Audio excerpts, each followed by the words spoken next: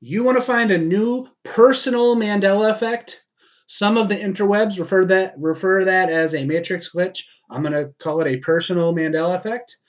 But yes, you want to find your own personal Mandela effect where you and somebody that you are very close to have very different memories of the same event. How do you do it? All right. How do you find these hidden me's, these hidden personal me's? If you have a close connection with, if you have regular contact with family or friends that you've had for years. So, in other words, the people that you interact with, if you've been interacting with them, friends or family, for many years, reminisce about the past and try to find a memory that you both share, you and somebody else that you're close to. Find a memory that you both share and see if you remember the same details. Be mindful that human memory is flawed. It is. Come on. No one can deny this.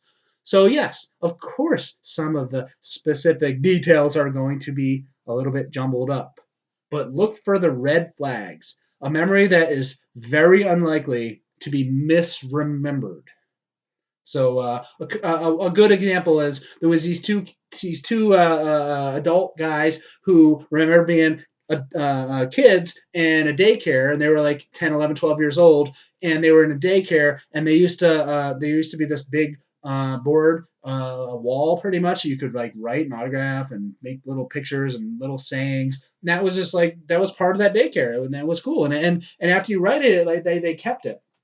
So like 15 years later, these two guys go back and they're reminiscing. They're back in the daycare and they're reminiscing about what they used to write. And they saw something that they wrote, and one of the two guys remembered that they got in big trouble because when they were writing it when they weren't supposed to. It was like not the writing time, and the teachers were strict around that. So they got in trouble. He remembers that they were writing something and they got in trouble for it because it was like not the designated time to write. But the other guy clearly remembered that they didn't get in trouble. They actually got away with it. They snuck right it on the wall when they were supposed to and got away with it scot free. Look for those kinds of differences.